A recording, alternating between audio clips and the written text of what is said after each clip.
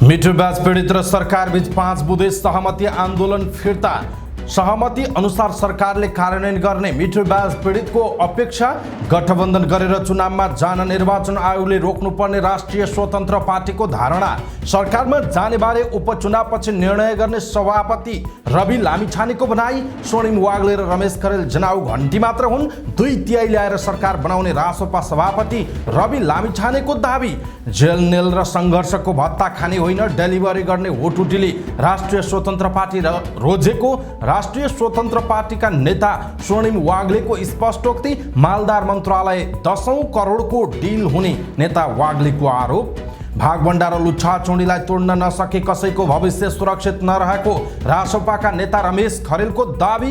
चितवन 2 मा रामप्रसाद नेउपाने र तनहुँ 1 मा सर्वेन्द्र खनाललाई उम्मेदवार बनाउने नेकपा एमालेको निर्णय। भीम रावलसँग संवाद गर्न एमालेले गठन गर्यो 3 सदस्यीय वार्ता टोली। पार्टीले गठन गरेको वार्ता टोलीसँग संवाद गर्न तयार रहेको भीम रावलको भनाई। संघीय निजामती सेवा ऐन चालु संसद अधिवेशनबाटै पारित गर्ने प्रधानमन्त्री पुष्पकमल दाहालको प्रतिबद्धता। नेपाल विश्वमै उत्कृष्ट स्पोर्ट्स हब बन्न सक्ने प्रचण्डको जिकिर। पशुपति क्षेत्र विकास कोषका पदाधिकारीहरू कमिसनको खेलमा मात्र लाग्दा रहेछन् भन्दै पर्यटन मन्त्री सुधन किराँतीको भनाई। सरकारले तोकेका पर्यटकीय गन्तव्यमा पथ प्रदर्शक बिना घुम्न जान नपाइने व्यवस्था लागू। भारतबाट पेट्रोल र डिजेलको मूल्य फेरि घटेर आयो। नेपाल आयल निगम भने चुपचाप। हुम्ला अस्पतालमा 3 महिनादेखि औषधिको अभाव। कोरोना परीक्षण बिना नेपाल प्रवेशमा रोक। संक्रमित भारतीय नागरिकलाई फिर्ता पठाइयो। महिलाको चरित्र हत्या गर्ने 3 महिला काठमाडौँबाट पक्राउ। कञ्चनपुरमा लागू औषधसहित 2 जना पक्राउ। वित्तीय साक्षरता मार्गदर्शन नेपाल राष्ट्र बैंकद्वारा जारी। नयाँ आर्थिक वर्षको नीति तथा कार्यक्रम र बजेट तयारका लागि समय सीमा सहितको कार्यतालिका तयार। एआई च्याटबट अझै शक्तिशाली हुने गुगलका प्रमुख पिचाईको घोषणा। गोपनीयता सम्बन्धी चिन्ताहरू रहेको भन्दै इटलीले च्याट जीपीटी-माथि लगायो प्रतिबन्ध। एनएनआईपीए स्पोर्ट्स अवार्डको तयारी पुरा। मनाङलाई हराउँदै 3 स्टारले जित्यो खप्तड गोल्ड कपको उपाधि। प्रधानमन्त्री कपको पुरस्कार रकम राखेपसँग माग्ने एन्फाको निर्णय। र समाचार पार्टी हेल्थ टिप्स अन्तर्गत आज हामी अटिजम भनेको के हो, आफ्नो बच्चामा अटिजम छ कि छैन, कसरी पत्ता लगाउन सकिन्छ भन्ने विषयवस्तुमा जानकारी दिनेछौँ। हामीलाई अन्तिमसम्म हेर्नुहोला।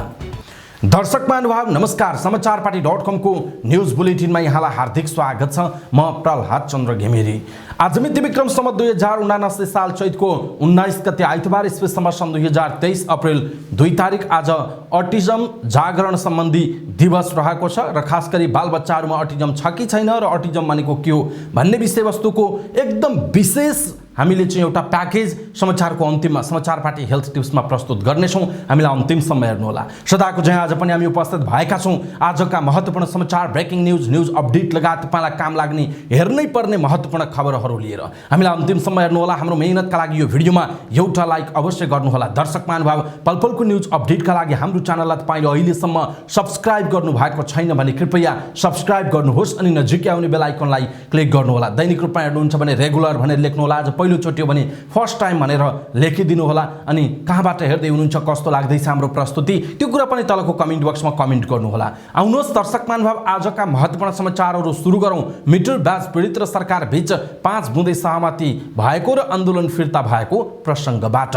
सरकार र आन्दोलनरत मिटर ब्याज पीडित बीच 5 बुँदे सहमति भएको छ। सरकारी वार्ता टोली र मिटर ब्याज पीडितहरूको वार्ता टोली बीच मिटर ब्याज पीडितको समस्या समाधानका लागि आयोग गठन सहितका 5 बुँदे सहमति भएको जनाइएको छ। मिटर ब्याजीहरूले निरक्षर, गरिब तथा आर्थिक रूपले अप्ठ्यारो परिस्थितिमा रहेका व्यक्तिहरूसँग उच्च ब्याज दरमा ऋण असुल्ने, वास्तविक लेनदेन भन्दा बढीको तमसुक र कागजात बनाउने, ऋणीको जायजता आफ्नो कब्जामा लिने तथा ऋणको दुष्चक्रमा फसाई विभिन्न ढङ्गले शोषण समेत गर्ने गरेको गुनासो रहेकोले मिटर ब्याज पीडितका समस्या सम्बोधनका लागि यो सहमति भएपछि बस्ने मन्त्री परिषदको पहिलो बैठकबाट जाँचबुझ आयोग 2026 बमोजिमको आयोग गठन गर्न नेपाल सरकार समक्ष सिफारिस गर्ने सहमतिको पहिलो बुँदामा लेखिएको छ। पूर्व न्यायाधीश वा आयुक्त तहबाट नेतृत्व हुने आयोगमा नेपाल प्रहरीका महानिरीक्षक र महान्यायाधिवक्ता पनि सदस्य राख्ने र आयोगको संरचना सबै जिल्लामा रहने व्यवस्था गर्ने सरकारको तयारी छ। मिटर ब्याज पीडितको नियमित आउने गुनासो सम्बोधनका लागि प्रमुख जिल्ला अधिकारीको संयोजकत्वमा जिल्ला स्तरीय समन्वय र सहजीकरण समिति गठन गर्ने पनि सहमति भएको छ। आयोग गठन भएसँगै आन्दोलन फिर्ता लिने र अहिलेलाई आन्दोलन स्थगित गरिएको मिटर ब्याज पीडित संघर्ष समितिका सदस्य संघर्ष दाहालले बताउनुभयो। सम्झौतामा हस्ताक्षर गर्ने बेलामा उपस्थित रहेका उपप्रधान एवं गृहमन्त्री नारायण काजी श्रेष्ठले सहमति कार्यान्वयन गराउन आफू प्रतिबद्ध रहेको बताउनुभयो। यो विषय साझा सरोकारको विषय भएको बताउँदै उहाँले लोकतान्त्रिक नेपाली समाजमा मिटर ब्याजीका यस प्रकारका समस्या हुनुले आर्थिक पाटोमा मात्र नभई बहुआयामिक नकारात्मक सन्देश देखाइरहेको बताउनुभयो। गाउँमा साहुसँग लिएको चर्को ब्याजको ऋण मिटर ब्याजका कारण जायजथा गुमाउनु परेको भन्दै मधेसका जिल्लाबाट पैदल हिँडेर काठमाडौँ आएर एउटा टोलीले निरन्तर प्रदर्शन गर्दै आएको थियो। राष्ट्रिय स्वतन्त्र पार्टीका सभापति रवि लामिछानेले 2 वा 2 भन्दा बढी दलहरू गठबन्धन गरेर चुनावमा जाने प्रवृत्तिलाई रोक्न निर्वाचन आयोगले नै पहल गर्नुपर्ने बताउनुभयो। घण्टी घरमा आयोजित पत्रकार सम्मेलनमा सभापति लामिछानेले सबै राजनैतिक दल आफ्नो नीति र सिद्धान्तका आधारमा जनतामा जानुपर्ने बताउनुभयो। लामिछानेले भन्नुभएको छ, निर्वाचन आयोगले नै गठबन्धन गरेर चुनावमा जानबाट रोक्नुपर्छ। साँठगाँठ गरेर चुनाव लड्ने प्रवृत्तिले कुनै पनि दलको बहुमत नआउने र मुलुक अस्थिरतामा जाने भएकाले हामी कसैसँग गठबन्धन गर्दैनौँ, एक्लै चुनाव लड्छौँ। सभापति लामिछानेले सरकारमा सहभागी हुने वा नहुने सन्दर्भमा राष्ट्रिय स्वतन्त्र पार्टी अहिले निर्णयमा नगएको र नीति कार्यक्रमबाट भ्रष्टाचारका फाइल खोल्ने बुँदा हटाइएको हो भने सरकारमा सहभागी नहुने बताउनुभयो। उपनिर्वाचन पछि मात्र सरकारमा जाने वा नजाने निर्णय लिइने उहाँले जानकारी दिनुभएको छ। यसैबीच राष्ट्रिय स्वतन्त्र पार्टीका सभापति लामिछानेले अर्को चुनावपछि राष्ट्रिय स्वतन्त्र पार्टी देशको सबैभन्दा ठूलो र लोकप्रिय पार्टी बन्ने दावी गर्नुभएको छ। उपचुनावमा 3 उम्मेदवार घोषणा गर्न आयोजित पत्रकार सम्मेलनमा सभापति लामिछानेले स्वर्णिम वाग्ले र रमेश खरेल जस्ता हजारौं क्षमतावान व्यक्तिहरू अहिले आफूहरूसँग संवादमा रहेको र उपचुनावपछि त्यो देखिने बताउनु भएको छ। सभापति लामिछानेले स्वर्णिम वाग्ले र रमेश खरेललाई हराउने कल्पना पनि गर्न नहुने भन्दै उपचुनावपछि आफूहरू तिनै जना जितेर घण्टी घरमा पत्रकार सम्मेलन गर्ने बताउनुभयो। उहाँले आफ्नै नेतृत्वको सरकार बनाउने गरी रासपा अर्को चुनावमा उपस्थित हुने दावी पनि गर्नुभएको छ। नेपाली कांग्रेस त्यागेर राष्ट्रिय स्वतन्त्र पार्टीमा आबद्ध हुनुभएका अर्थशास्त्री डाक्टर स्वर्णिम वाग्लेले छोटो समयमा देश बनाउने अभियान थाल्न आफूहरू राष्ट्रिय स्वतन्त्र पार्टीमा जोडिएको बताउनुभयो। शनिबार आयोजित पत्रकार सम्मेलनमा वाग्लेले अब राजनीतिक योगदान र जेलनेल बसेको र सङ्घर्ष गरेको आधारमा भत्ता खाने समय सकिएको भन्दै डेलिभरीका लागि प्याराडाइम शिफ्ट भएको बताउनु भएको छ।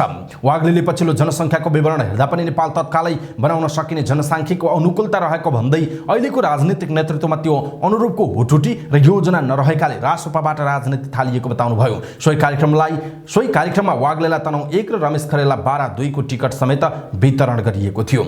यसैबीच डाक्टर स्वर्णिम वाग्लेले पैसाले राजनीतिलाई विकृत बनाइरहेको बताउनुभयो। राष्ट्रिय स्वतन्त्र पार्टीको केन्द्रीय कार्यालय घण्टी घरमा आयोजित पत्रकार सम्मेलनमा बोल्दै उहाँले यस्तो बताउनु भएको हो। उहाँले पैसाले राजनीतिलाई धेरै नै मलजल गरेकाले यस्तो विकृत पक्षलाई हटाउन जरुरी रहेको बताउनुभयो। पैसाका कारण लोकतन्त्र पनि विकृत हुँदै गएको बताउनु भएको छ।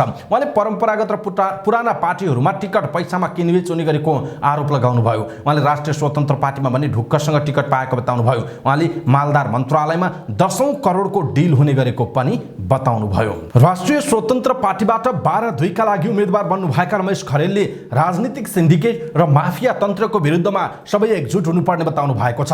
राष्ट्रिय स्वतन्त्र पार्टीको कार्यालयमा भएको पत्रकार सम्मेलनमा बोल्दै उहाँले भागभण्डा र लुच्छा चोरीलाई तोड्न नसके सबैको भविष्य सुरक्षित नरहेको बताउनु भएको छ। उहाँले हिमाल पहाड र तराई जोडेर नेपाललाई विदेशीको क्रीडास्थल बन्नबाट जोगाउनु पर्ने पनि बताउनुभयो।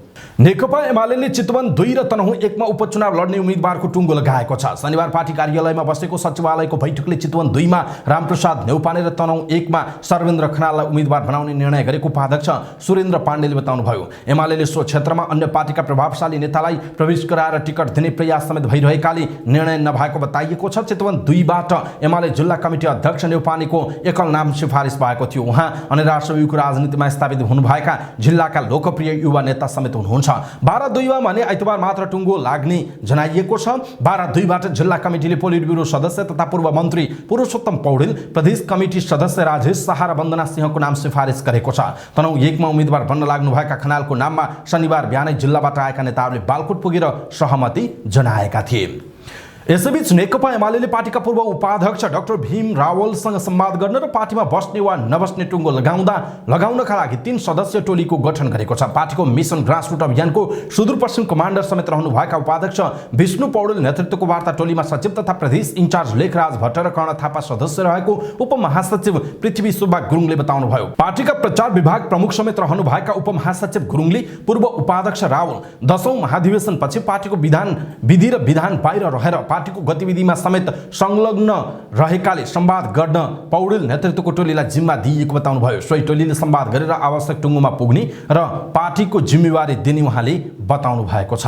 नेकपा एमालेका पूर्व उपाध्यक्ष डाक्टर भीम रावलले पार्टीले गठन गरेको वार्ता टोलीसँग संवाद गर्न आफू तयार रहेको बताउनुभयो। सचिवालय बैठकले रावलसँग संवाद गर्न उपाध्यक्ष विष्णु पौडेलको नेतृत्वमा लेखराज भट्ट र कर्ण थापा रहेको टोली गठन गरेको छ। सचिवालयले गठन गरेको वार्ता टोलीबारे आफूले जानकारी पाएको भन्दै रावलले आफू वार्ता गर्न तयार रहेको बताउनुभयो। जोसँग टसल परेको हो उनै नेताहरू वार्ता टोलीमा रहेकाले असहज महसुस गरेको सन्दर्भमा भने आफूलाई वार्ता गर्न कुनै समस्या नरहेको बताउनुभयो। उहाँले आफू पार्टीमा नीति सिद्धान्तमा छलफल गर्न र उचित जिम्मेवारीकै पक्षमा रहेको बताउनुभयो।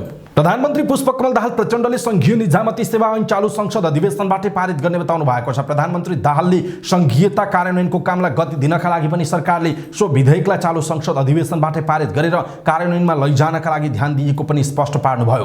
राष्ट्रिय खेलकुद परिषदले काठमाडौँमा आयोजना गरेको एक कार्यक्रममा बोल्दै उहाँले संघीय निजामती सेवा ऐन र त्यससँग सम्बन्धित अन्य ऐनहरू नहुँदा अहिले संविधानले अंगीकार गरेको मर्म र भावना अनुसार संघीयता कार्यान्वयन नभएकाले अब सो ऐनहरू बनाएर अगाडि जाने कुरामा सरकार रहेको समेत बताउनुभयो। प्रधानमन्त्री दाहालले संघीय निजामती सेवा ऐन अन्तिम चरणमा रहेको र अब त्यसलाई छिट्टै संसदमा पेश गर्ने पनि बताउनुभयो। यसैबीच प्रधानमन्त्री पुष्पकमल दाहालले नेपालमा सबै किसिमको वातावरण भएको भन्दै नेपाललाई विश्वकै स्पोर्ट्स हबका रूपमा विकास गर्न सकिने बताउनुभयो। राष्ट्रिय खेलकुद परिषदले आयोजना गरेको खेलकुद पूर्वाधार नीति संवाद 2079 लाई सम्बोधन गर्दै प्रधानमन्त्री दाहालले नीतिगत रूपले पूर्वाधारको विकास गर्न सके नेपाल अन्तर्राष्ट्रिय स्तरमै खेलकुद हब बन्न सक्ने बताउनु भएको हो। सम्बोधनका क्रममा प्रधानमन्त्री दाहालले नेपालमा हिमालमा खेलिने खेलदेखि पहाड र तराईसम्मका खेलका लागि उपयुक्त वातावरण रहेको भन्दै पूर्वाधार निर्माण गरेमा नेपाल संसारकै निम्ति उत्कृष्ट खेलको हब हुन सक्ने पनि बताउनु भएको हो। संस्कृति पर्यटन तथा नागरिक उड्डयन मन्त्री सुदन किराँतीले पशुपति क्षेत्र विकास कोषका पदाधिकारीहरू कमिसनको खेलमा मात्रै लाग्ने गरेको पाइएको बताउनुभयो। शनिबार बिहान पशुपतिनाथ क्षेत्रको सरसफाईमा सहभागी भए लगत्तै नेपाल पर्यटन बोर्डले आयोजना गरेको एक कार्यक्रममा बोल्दै उहाँले सो कुरा बताउनु भएको हो। पशुपति क्षेत्र परिसरमा सफाई गर्ने क्रममा आफूलाई त्यहाँ रहेका मानिसहरूले पशुपति क्षेत्र विकास कोष जताबाट कमिसन आउँछ त्यतै लाग्ने गरेको बताएको उहाँले बताउनु भएको छ।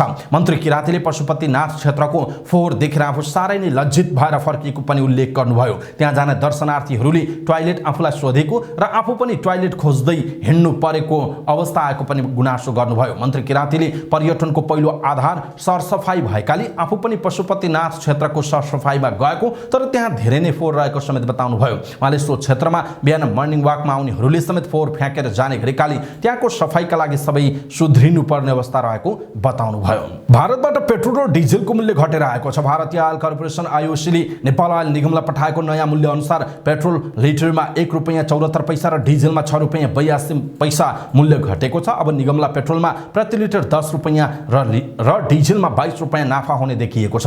निगमले अब पेट्रोल र डिजेलबाट 15 दिनमै ₹80 करोड भन्दा धेरै नाफा कमाउनेछ। अहिले पेट्रोलको खुद्रा बिक्री मूल्य प्रति लिटर ₹178 र डिजेलको ₹175 रहेको छ। भारतमा धेरै पटक मूल्य घटेर आए पनि निगमले यसअघिको घाटा र ग्यासबाट हुँदै आएको घाटालाई पूर्ति गर्न भन्दै भाउ घटाएको छैन। भारतबाट भाउ बढेर आउने बित्तिकै नेपालमा पनि बढाइहाल्ने तर पटक पटक भाउ घटेर आउँदा समेत नेपालमा पुरानै भाउमा पेट्रोलियम पदार्थ बेचेर ठगेको भन्दै उपभोक्ताहरू भनी आक्रोशित हुने गरेका छन्। पछिल्लो समय भारतले रुससँग सस्तो मूल्यमा तेल किनेका कारण नेपालमा पठाउने तेलमा पनि भाउ घटाइरहेको छ। हुम्ला जिल्ला अस्पतालमा औषधिको अभाव भएको समाचार छ। अस्पतालमा 3 महिनादेखि औषधि अभाव हुँदा जटिल रोगका बिरामीको उपचारमा समस्या भएको छ। अस्पतालमा 98 प्रकारका औषधि हुनुपर्नेमा अहिले 25 प्रकारका मात्रै रहेको जिल्ला स्वास्थ्य कार्यालयका प्रमुख प्रेम सिंहले बताउनु भएको छ। प्रमुख सिंहका अनुसार उपचार गर्न आउने प्रायजसो बिरामी औषधि नपाएर रित्तै फर्कने गरेका छन्। सिमकोट र नाम्खा गाउँपालिकामा रहेको स्वास्थ्य चौकीबाट सापटी मागेर बिरामीको उपचार गर्नु परेको उहाँको भनाइ छ। प्रदेश सरकारलाई औषधि अभावबारे पटक पटक जानकारी गराएको भए पनि अहिलेसम्म सुनवाई नभएको प्रमुख सिंहले बताउनुभयो। 2-3 पटक मन्त्रालयमा गएर यसबारे जानकारी गराउँदा पनि सुनवाई नभएको उहाँको भनाइ छ। 15 शैय्याको जिल्ला अस्पतालमा यसबाट बिरामी मारमा परेका छन्। केही दिन अघि विष खाएका सेमकोट गाउँपालिका 1 का वीर भण्डारीलाई उपचारका लागि जिल्ला अस्पताल लगिएको थियो। औषधि अभावका कारण सामान्य उपचार गरी नेपालगञ्ज पठाइएको अस्पतालले जनाएको छ। कोरोना संक्रमणको जोखिम बढेसँगै सुदूरपश्चिम प्रदेशका भारतसँग सीमा जोडिएका नाकामा मास्क र कोरोना परीक्षण बिना नेपाल भित्रन रोक लगाइएको छ। भारतबाट नेपाल भित्री रहेकाहरूमा दैनिक रूपमा संक्रमण देखिरहेकाले मास्क र कोरोना परीक्षण अनिवार्य गराइएको हो। कोरोना भाइरस रोकथाम र नियन्त्रणका लागि सीमा नाकामा कडाई गरेर मास्क र कोरोना परीक्षण अनिवार्य गरिएको सुदूरपश्चिम प्रदेश स्वास्थ्य निर्देशनालयका कोभिड-19 सम्पर्क व्यक्ति हेमराज जोशीले जानकारी दिनुभएको छ। भारतबाट स्वदेश फर्कने नेपाली नागरिकमा कोरोना संक्रमण देखा पर्न थालेको छ।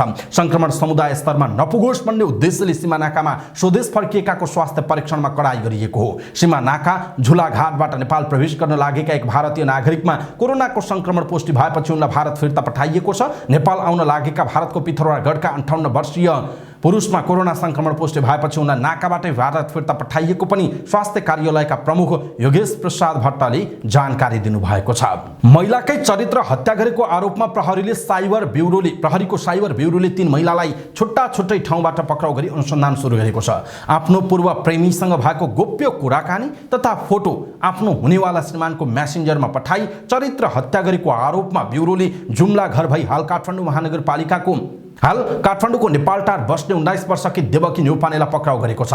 पीडितको जाहेरीपछि ब्युरोले गरेको अनुसन्धानका क्रममा उक्त कार्यमा संलग्न रहेको पाइएपछि न्यौपानेलाई पक्राउ गरिएको ब्युरोका प्रहरी परीक्षक पशुपति कुमार रायले जानकारी दिनुभयो। उनीमाथि विद्युतीय कारोबार ऐन 2063 अन्तर्गत को कसुरमा अदालतबाटै 7 दिनको म्याद थप गरी अनुसन्धान थालिएको उहाँले बताउनुभयो। अर्को घटनामा अनलाइनबाट आफू र साथीको फोटो एडिट गरी फेसबुकमा सार्वजनिक गरेको भन्ने पीडितको आरोपमा काठमाडौँको कोटेश्वर बस्ने मुना त्रिताललाई पनि पक्राउ गरी कारबाही प्रक्रिया अगाडि बढाइएको प्रहरीले जनाएको छ। निवेदकको फेक प्रोफाइल बनाई अश्लील संवाद गर्नुका साथै सामाजिक सञ्जालबाट बदनाम गराउने गरी भिडियो प्रदर्शन गरेकाले अर्की एक महिलालाई पनि ब्युरोले पक्राउ गरेर सार्वजनिक गरेको छ। पक्राउ पर्नेमा गोर्खा घर भई काठमाडौँ बुढा नीलकण्ठ बस्ने 39 वर्षकी उर्मिला घिमिरे छिन्। तिनैवटा घटनामा अदालतबाट म्याद थप गरी आवश्यक अनुसन्धान भइरहेको ब्युरोले जनाएको छ। कञ्चनपुरमा लागु औषध सहित 2 जनालाई प्रहरीले पक्राउ गरेको छ। इलाका प्रहरी कार्यालय झलारीबाट खटिएको प्रहरीको टोलीले शुक्लाफाँटा नगरपालिका 10 बस्ने 18 वर्षीय प्रवीण भन्ने ओम प्रकाश ओली र वडा नम्बर 11 बस्ने 17 वर्षीय राजु बोहरालाई शंकाका आधारमा चेक जाँच गर्ने क्रममा लागु औषध सहित पक्राउ गरिएको हो। उनीहरूको साथबाट 0.540 ग्राम लागु औषध खैरो हेरोइन बरामद गरिएको छ। दुवै जनालाई नियन्त्रणमा लिएर थप अनुसन्धान भइरहेको प्रहरीले जनाएको छ। नेपाल राष्ट्र बैंकले वित्तीय साक्षरता मार्गदर्शन 2079 जारी गरेको छ। आम नागरिकमा वित्तीय प्रणालीप्रति विश्वास कायम राख्न र आर्थिक गतिविधिलाई वित्तीय प्रणालीमा समावेश गर्न उक्त मार्गदर्शन जारी गरिएको हो। वित्तीय साक्षरता अभियान प्रवर्धन गर्न राष्ट्र बैंकले यसअघि बैंक तथा वित्तीय संस्थाका लागि वित्तीय साक्षरता ढाँचा 2079 पनि जारी गरिसकेको छ। शुक्रबार जारी गरिएको मार्गदर्शनले वित्तीय साक्षरताका लागि आवश्यक संस्थागत पूर्वाधार निर्माण गर्न सहयोग पुग्ने विश्वास गरिएको छ। लक्षित वर्ग केन्द्रित वित्तीय साक्षरता अध्ययन सामग्रीको प्रयोग सुनिश्चित गर्न र त्यसको अनुगमनका लागि आधार निर्माण गर्ने उद्देश्यले मार्गदर्शन ल्याइएको राष्ट्र बैंकले जनाएको छ। वित्तीय चेतना, ज्ञान र सिपको अभिवृद्धि गर्दै जिम्मेवार वित्तीय आचरणको विकास गर्ने तथा आधुनिक वित्तीय प्रविधिको प्रयोगलाई सरल, सहज र प्रभावकारी बनाउने यसको उद्देश्य रहेको छ। आउँदो आर्थिक वर्ष 2080-81 को नीति तथा कार्यक्रम र बजेट तयारका लागि अर्थ मन्त्रालयले विभिन्न समय सीमाहरूको कार्यतालिका तयार पारेको छ। आर्थिक गतिविधि कार्यविधि तथा वित्तीय उत्तरदायित्व ऐन र बजेट तर्जुमा दिग्दर्शनमा भएको व्यवस्था अनुसार मन्त्रालयले बजेटको क्यालेन्डर तयार पारेको हो। कार्यतालिका अनुसार चैतको 19 गतेदेखि 24 गतेसम्म राष्ट्रिय योजना आयोगमा बजेटको नीति तथा कार्यक्रममाथि छलफल हुने उल्लेख छ। विभिन्न मन्त्रालय मातहतका विभागलाई बजेट तर्जुमा सम्बन्धी पोलिसी पेपर तयार गरी चैत 20 गतेसम्म पेश गर्न भनिएको छ। चैतको 21 गतेदेखि अर्थ मन्त्रालय अन्तर्गतको राजस्व व्यवस्थापन महाशाखाले राजस्व परामर्श समितिसँग सम्बन्धित काम थाल्ने पनि बताइएको छ। इन्टरनेटमा आधारित कम्पनी गुगलले आउँदो हप्तादेखि आफ्नो च्याटबट अझै शक्तिशाली हुने घोषणा गरेको छ।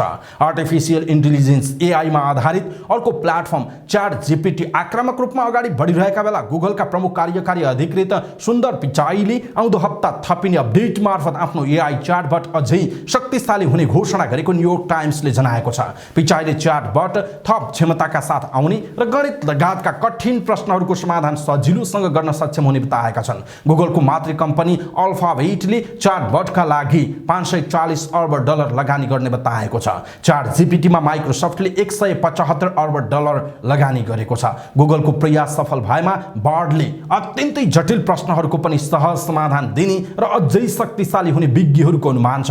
च्याट जीपीटीको आश्चर्यजनक सफलतापछि दबावमा परेको गुगलले पनि एआई प्रविधिमा लगानी बढाएको हो। गएको नोभेम्बरमा सुरु भएको च्याट जीपीटीले अहिले लाखौं मानिसहरूले प्रयोग गरिरहेका छन्। यसले मानिसकै जस्तो भाषा प्रयोग गरेर प्रश्नहरूको जवाब दिन सक्छ। च्याट जीपीटीले अन्य लेखन शैलीको पनि नक्कल पनि गर्न सक्ने जनाइएको छ। यसैबीच इटालीले च्याट जीपीटीमाथि प्रतिबन्ध लगाएको समाचार छ। इटालीको डेटा संरक्षण प्राधिकरणले च्याट जीपीटीको प्रणालीमा गोपनीयता सम्बन्धी चिन्ताहरू देखिएको भन्दै प्रतिबन्ध लगाएको बीबीसीले उल्लेख गरेको छ। इटालीको नियामकले ओपन एआई माथि तत्काल अनुसन्धान गर्ने जनाएको छ। अहिले विश्वभरि नै एआई का सम्भावित जोखिमबारे चिन्ता व्यक्त भइरहेका छन्। मुख्य गरी एआईले रोजगारीमा पार्ने खतरा र पूर्वाग्रह तथा झुटा खबरहरू फैलाउने लगायतका खतरा रहेको विज्ञहरूको चिन्ता छ। राष्ट्रिय खेलाडी संघ एनएनआईपीए को आयोजनामा हुने 17औं संस्करणको एनएनआईपीए स्पोर्ट्स अवार्डको सम्पूर्ण तयारी पूरा भएको छ। नेपाल राष्ट्रिय तथा अन्तर्राष्ट्रिय खेलाडी संघले पत्रकार सम्मेलनको आयोजना गरेर अवार्ड कार्यक्रमको सम्पूर्ण तयारी पूरा भएको जानकारी दिएको हो। संघका महासचिव शिव सुन्दर गोथेले अवार्डको सम्पूर्ण तयारी पूरा भएको जानकारी दिनुभयो। विभिन्न 27 खेलका उत्कृष्ट खेलाडीलाई प्रदान गरिने अवार्ड कार्यक्रम चैतको 20 गते सोमबार ठमेल स्थित अल्फोर्ट होटलमा आयोजना हुनेछ। अवार्डमा ओलम्पिक कमिटीबाट अधिकारिता प्राप्त गरेका 27 खेलका उत्कृष्ट खेलाडीलाई जनही 10,000ले सम्मान गरिनेछ। त्यसैगरी उत्कृष्ट खेलाडीमध्ये एक पुरुष र एक महिलालाई सर्वोत्कृष्ट खेलाडी स्वरूप सम्मान पत्र तथा नगद 1 लाखले सम्मान गर्ने आयोजकको भनाइ छ। एक पुरुष तथा एक महिला प्रतिभाशाली खेलाडी सम्मान तथा एक पुरुष तथा एक महिलालाई उदयमान खेलाडी सम्मान प्रदान गरिनेछ। यस विधाका विजेताले जनही 50,000 प्राप्त गर्नेछन्। एकजना पाका खेलकर्मीलाई 35,000 बराबरको गजराज आदर्श खेल व्यक्तित्व अवार्ड प्रदान गरिनेछ। एक खेल पत्रकारलाई एनएनआईपीए खेल पत्रकारिता पुरस्कार प्रदान गरिने समेत आयोजकको भनाइ छ। पत्रकारिता पुरस्कार प्राप्त गर्नेले 25,000 नगद पुरस्कार प्राप्त गर्नेछन्। त्यस्तै एकजनालाई वर्ष उत्कृष्ट पारा खेलाडी सम्मान प्रदान गरिनेछ। यसपटक फुटबल, एथलेटिक्स, ह्यान्डबल, गल्फ, ओसु, भारोत्तोलन, shooting, judo, badminton, archery, table tennis, boxing, cycling, fencing, gymnastic, hockey, swimming, triathlon, ski, कुस्ती, basketball, kabaddi, karate, rafting, volleyball, taekwondo र लन टेनिसका खेलाडी सम्मानित हुने जनाइएको छ। धनगढीमा भएको 6औं संस्करणको मुख्यमन्त्री सुदूरपश्चिम खप्तर गोल्ड कप अन्तर्राष्ट्रिय फुटबल प्रतियोगिताको उपाधि 3 स्टार क्लबले जितेको छ। धनगढी रङ्गशालामा भएको फाइनल खेलमा ए डिभिजन प्रतिद्वन्दी मनाङ मर्स्याङ्दी क्लबलाई 2-0 गोल अन्तरले हराउँदै 3 स्टारले प्रतियोगिताको उपाधि जितेको हो। सुदूरपश्चिम लाभिन स्पोर्ट्स क्लबको आयोजनामा भएको प्रतियोगितामा ए डिभिजनका 6 टिम, 2 विदेशी टिम, मोफसलको बागमती युथ क्लब र आयोजक क्लब गरी 10 टिमको सहभागिता थियो। सुदूरपश्चिम प्रदेश सरकार मुख्य प्रवर्धक रहेको प्रतियोगिताको विजेतालाई प्रदेश सरकारका भौतिक पूर्वाधार मन्त्री प्रकाश देउवा लगायतले पुरस्कृत गर्नु भएको छ। अखिल नेपाल फुटबल संघ एन्फाले प्रधानमन्त्री कप त्रिदेशीय फुटबल प्रतियोगिताको पुरस्कार रकम राष्ट्रिय खेलकुद परिषदसँग मागेको छ। एन्फा कार्य समितिको बैठकले प्रधानमन्त्री कपको पुरस्कार रकम 9,500 अमेरिकी डलर र नेपाली टिमको होटल खर्च राष्ट्रिय खेलकुद परिषदसँग माग गर्ने निर्णय गरेको हो। शुक्रबार सकिएको प्रधानमन्त्री कपको उपाधि नेपालले जितेको थियो भने लाओस उपविजेता बनेको थियो। एन्फाले उपाधि विजेतालाई 5,000 अमेरिकी डलर, उपविजेतालाई 3,000 डलरका साथै म्यान अफ द म्याच र प्लेयर अफ द म्याचलाई नगद पुरस्कार दिने घोषणा गरेको थियो। त्यही पुरस्कार रकम राखेपसँग माग्ने निर्णय एन्फाले गरेको हो। यस्तै बैठकले उपाधि विजेता खेलाडीलाई नगद पुरस्कार प्रदान गर्नका लागि राखेप मार्फत सरकारलाई आग्रह गर्ने निर्णय पनि बैठकले गरेको छ। यस्तै बैठकले ए, बी र सी डिभिजन लिगका लागि अपुग रकम पनि राखेपसँग माग्ने निर्णय गरेको बैठकपछि प्रवक्ता सुरेश शाहले निकालेको विज्ञप्तिमा उल्लेख छ। बैठकले शहीद स्मारक बी डिभिजन लिगको तयारीका लागि क्लबलाई 14.5 लाख रुपैयाँ दिने निर्णय पनि गरेको छ। लिगको कुल बजेट 3,93,01,813 रुपैयाँ बैठकले पारित गरेको छ। जिल्ला फुटबल संघलाई कार्यालय सञ्चालनका लागि 2 लाख रुपैयाँ र खेलकुद सामग्रीका लागि 1 लाख रुपैयाँ प्रदान गर्ने निर्णय पनि बैठकले गरेको शाहले जानकारी दिनुभयो। समाचार पार्टी न्यूज बुलेटिनमा पालो भएको छ समाचार पार्टी हेल्थ टिप्स। आजको समाचार पार्टी हेल्थ टिप्स अन्तर्गत आज हामी अटिजम भनेको के हो, आज अटिजम विरुद्धको जुन जागरण दिवस पनि रहेको छ त्यसकारण हामीले अटिजम भनेको के हो, आफ्नो बच्चामा अटिजम छ कि छैन त कसरी पत्ता लगाउन सकिन्छ, अटिजम कस्तो कस्तो व्यवहार भयो भने हामीले शङ्का गर्न सकिन्छ, भएको रहेछ भने के गर्ने, हुन नदिनका लागि के गर्ने लगायतको एउटा प्याकेज सामग्री छ हामीसँग। यो टिप्स हामीलाई अन्तिमसम्म हेर्नुहोला र आफूले पनि जानकारी लिनुहोला र आफ्ना आफन्तजन, इष्टमित्र, साथीभाइहरूलाई फेसबुक, ट्विटर लगायतका तपाईँका सामाजिक सञ्जालमा यो हेल्थ टिप्स सेयर गर्नुहोला र कम्तीमा पनि उहाँहरूलाई पनि जानकारी गराइदिनुहोला। अटिजम भनेको के हो त? अटिजम भन्नाले बालबालिकामा लाग्ने कुनै प्रकारको एउटा रोग हो। यो एउटा मस्तिष्कको विशेष अवस्था मात्र हो। यो एक किसिमको जन्मजात विशेष अवस्था हो। अटिजमलाई रोग भन्नु भनेको अटिजम प्रतिको गलत बुझाइ हो। अटिजम भएका बालबालिकाको शारीरिक अवस्था सामान्य भए पनि सामाजिक सिप, सञ्चार सम्बन्धी सिप र सिकाइको क्षमता कम हुन्छ। संक्षेपमा भन्नुपर्दा अथवा भनौँ न निष्कर्षमा भन्नुपर्दा अटिजम भन्नाले बालबालिकाको मस्तिष्क विकासको क्रममा आउने एउटा समस्या हो भनेर बुझ्नुपर्छ। अटिजमलाई न्युरो डेभलपमेन्ट डिसअर्डर भनेर भनिन्छ। अटिजम हुनुको कारण के हो त? यस विषयमा गरेका विभिन्न अध्ययन र अनुसन्धानहरूले यसको ठोस कारण यही हो भनेर किटान गर्न सकेको छैन। अटिजमलाई मूलतः वंशाणुगत गुणको प्रभाव हो भन्ने गरिन्छ। यसका आन्तरिक र अन्य कारणहरूमा दम्पतिले 35 वर्षभन्दा माथिको उमेरमा बच्चा जन्माएमा, 26 हप्ताभन्दा कम समयमा बच्चा जन्मिएमा, कम तौल भएका बच्चा जन्मिएमा, नवजात अवस्थाको बच्चामा विभिन्न प्रकारका रोगको संक्रमण भएमा, एउटा बच्चा र अर्को बच्चाको जन्मान्तर कम भएमा पनि बच्चामा अटिजम हुन सक्दछ। अटिजमको सामान्य लक्षणहरू के हुन् त? एक्लै खेल्न मन पराउने, आँखा जुधाउन नसक्ने, अस्वाभाविक रूपमा हाँस्ने वा कराउने, उमेर अनुसार बोली नफुट्ने, आफू समान उमेरका साथीहरूसँग घुलमिल हुन मन नपराउने, घाउ चोट लाग्दा दुखाइ महसुस नहुने, सामान्य दुखाइ हुँदा चिच्याएर रोने र कराउने गर्ने, सांकेतिक भाषाको प्रयोग गर्न नसक्ने, उमेर अनुसार बौद्धिक क्षमता उत्कृष्ट नहुने, ठुलो आवाज सुन्दा कान थुन्ने, झर्को लागेको जस्तो व्यवहार देखाउने, एउटा मात्रै खेलौनाहरू खेलिरहने, सामान्य शिक्षण विधिबाट पठन पाठन गर्न नसक्ने। अटिजम हुन नदिन के गर्ने त? गर्भधारणको समयदेखि जन्म अवस्थासम्म चिकित्सकको सिफारिसमा आवश्यक सप्लिमेन्ट, फोलिक एसिड आदिको सेवन गर्ने, आफ्नो बालबालिकालाई अभिभावकले अधिकांश समय दिने, आफ्नो बालबालिकालाई रचनात्मक काममा क्रियाशील गराउनुपर्छ, आफ्नो बच्चाको मानसिक क्षमताको बारेमा बुझ्न चिकित्सक वा विशेषज्ञको सल्लाह सुझाव लिने, जति चाँडो बच्चाको अवस्था थाहा हुन सक्यो नि त्यति नै चाँडै उनीहरूको सञ्चार सहज तुल्याउन मद्दत पुग्ने हुन्छ। थेरापीको माध्यमबाट सहज तरिकाले सञ्चार प्रक्रियाका लागि सक्रिय बनाउन सकिन्छ। यस कामका लागि अटिजम केन्द्रको भूमिका महत्त्वपूर्ण हुन सक्छ। यसमा बच्चाले भन्दा पनि अभिभावकले पहिला थेरापी लिन जरुरी हुन्छ। विद्यालय वा अन्य केन्द्रहरूमा गरिएको थेरापी केही कालका लागि मात्र हुने भएकाले उनीहरूले आफ्नो क्षमता अनुसार थेरापी प्रशिक्षण तालिम लिन जरुरी हुन्छ। अब यो कतिखेर हुन सक्छ हैन, अथवा अटिजम भएको या नभएको भनेर आफ्नो बच्चामा कतिखेर हामीले शङ्का गर्न सकिन्छ? अटिजम मस्तिष्कको बनावटमा हुने असन्तुलनका कारण उत्पन्न हुने एउटा जन्मजात समस्या हो। बालबालिकाले जन्मिएको 18 महिनादेखि 2 वर्षसम्ममा आमा वा अभिभावकसँग कुनै पनि सञ्चार गर्न सकेनन् भने अटिजमको शङ्का गर्नुपर्छ अथवा गर्न सकिन्छ। बालबालिकाले उमेर अनुसारको गतिविधि गरेका छैनन् वा असामान्य व्यवहार देखाउँछन् भने अटिजम भएको हुन सक्छ। समयमै पहिचान गर्न सके त्यस्ता बालबालिकाको उचित व्यवस्थापन पनि गर्न सकिन्छ। अटिजम स्नायु तथा नसाको विकासमा आउने ह्रासले उत्पन्न हुने यो समस्या हो। यो जन्मजात नसा र तन्तुको विकासका क्रममा आएको असमानताको एउटा रूप पनि हो। यो समस्यालाई कसरी पहिचान गर्ने त? अटिजममा बाहिरबाट हेर्दा कुनै पनि रोग देखिँदैन। सामाजिक रूपमा घुलमिल हुन नसक्ने, कसैसँग कुरा गर्न गाह्रो हुने, आँखा नजुदाउने, एक्लोपन रुचाउने, अरूलाई आफ्नो कुरा बुझाउन नसक्ने र आफूले पनि बुझ्न नसक्ने तथा एउटै कुरा दोहोर्याउने आदि हुन्छ।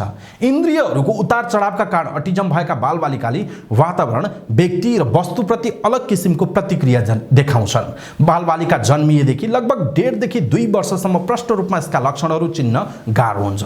शारीरिक रूपमा जति धेरै जसो फुर्तिला देखिने यी बालबालिकाको भाषा विकास नभएको अभिभावकहरूले याद गर्ने गर्छन्। धेरैजसो बालबालिकामा त स्कुल गएपछि मात्र यो समस्या पहिचान भएको पनि पाइन्छ।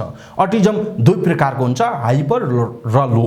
हाइपर भए बालबालिकामा प्रकाश, गन्ध, स्वाद, वासनामा बढी संवेदनशील हुने र अत्यन्त कम हुने हुँदा ठुला सामान उठाउन सक्छन् भने साना सामानहरू उठाउन सक्दैनन्। उपचार चाहिँ के हुन सक्छ? यो रोगको उपचार थेरापी नै हो। समयमै रोग पहिचान गरी बिहेभियर अर्थात् आचरण थेरापी दिनु नै यसको महत्त्वपूर्ण उपचार उपचार हो। अटिजम भएका बालबालिकालाई सञ्चार गर्न, सामाजिक व्यवहार गर्न विभिन्न थेरापी एवं खेलको माध्यमहरू प्रयोग गर्न सकिन्छ। बालबालिकामा प्रथम गुरु नै अभिभावक हुन्। अभिभावकले नै उनीहरूसँग सबैभन्दा बढी समय बिताउने अवसर प्राप्त गर्छन्। त्यसैले यस्तो समस्या भएका बालबालिका अभिभावकले नै बिहेभियर थेरापीको तालिम लिन आवश्यक छ। उनीहरूले नै बालबालिकालाई घरका विभिन्न परिस्थितिमा वातावरण सुहाउँदा खेल खेल्दै थेरापी दिनुपर्छ। यो आजीवन रहने समस्या हो। अटिजम भएकाहरू बौद्धिक रूपमा ठिक भए पनि यसको मूल समस्याका कारण आत्मनिर्भर भने हुन सक्दैनन्। अब नेपालमा यस्तो समस्या भएका बालबालिकाहरूको अवस्था कस्तो छ त? के कस्तो छ त? अटिजम भएका बालबालिकाले उमेर पुग्दै गएपछि पनि आफ्नो उमेरका साथीसँग गतिविधि गर्न नसक्ने, गतिविधि गरे पनि एउटै गतिविधि धेरै गर्ने वा अत्यन्त कम गर्ने जस्ता समस्या देखिन्छन्। यस्ता बालबालिकामा भाषाको विकास हुँदैन। नेपालमा अटिजम भएका सबै बालबालिकाको पहिचान नहुँदा अभिभावक तथा बालबालिका दुवै पीडित हुनु परेको छ। पहिचान नहुँदा यस्ता समस्याले ग्रसित बालबालिकाहरू खोरमा, घरको कोठामा डोरीले बाँधेर वा सिक्रीले बाँधिएर थुनिएको अवस्था छ। ध्यान दिनुपर्ने कुरा त के हो भने समस्या पहिचान गरी परिवारले उनीहरूको व्यवस्थापन सम्बन्धी तालिम लिएपछि यस्ता बालबालिकाको उचित व्यवस्थापन गर्न सकिन्छ। सङ्गीत, आर्ट्स, थेरापी जस्ता क्रियाकलापबाट उनीहरूको क्षमता अभिवृद्धि गर्न सकिन्छ। यो समस्या पूर्ण रूपमा समस्याको समाधान नभए पनि केही सहजीकरण भने गर्न सकिन्छ।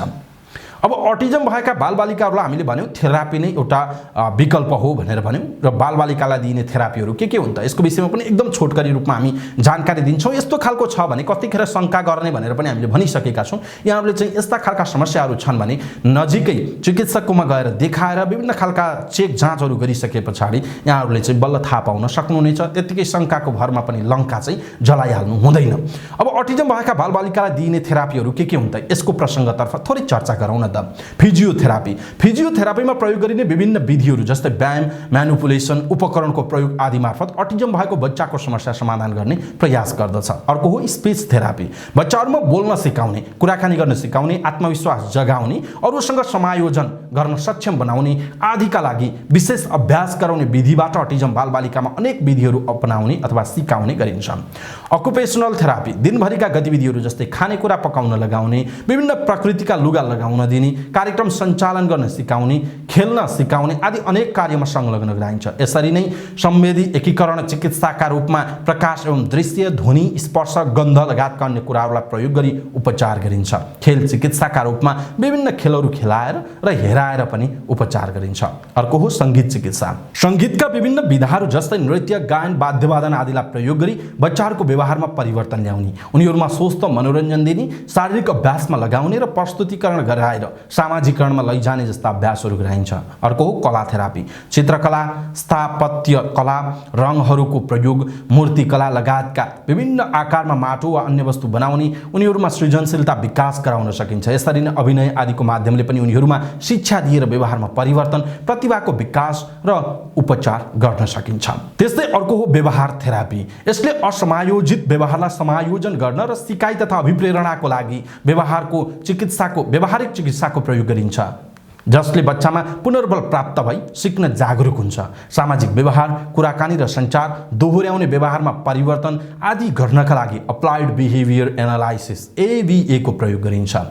योग थेरापी, योगका शिथिलीकरण, सूक्ष्म व्यायाम, आसन, प्राणायाम, धारणा, ध्यान, मुद्रा, मन्त्र, शोधन विधि आदिको प्रयोग गराई बच्चाको शारीरिक तथा मानसिक स्वास्थ्य तथा व्यवहारमा सकारात्मकता ल्याउने प्रयास गरिन्छ। प्राकृतिक चिकित्सा थेरापी, मेडिथेरापी, हाइड्रोथेरापी, मसाज थेरापी, सन थेरापी, क्रोमोथेरापी, आहार तथा पोषण चिकित्सा, जडीबुटी, कल्प आदि पञ्चमहाभूत चिकित्सा विधिहरू तथा चुम्बकीय चिकित्सा, व्यायाम, जीवनशैली चिकित्सा, प्राकृतिक दृश्यावलोकन आदिलाई समावेश गरी बालबालिकाको अटिजमका समस्याहरू प्राकृतिक चिकित्सा प्रयोग गर्न सकिन्छ। यसबाट उनीहरूको शारीरिक तथा मानसिक क्षमताहरूको विकास, आरामीकरण, निवेशकरण तथा रोग प्रतिरोधात्मक क्षमताको समेत विकास हुन सक्दछ।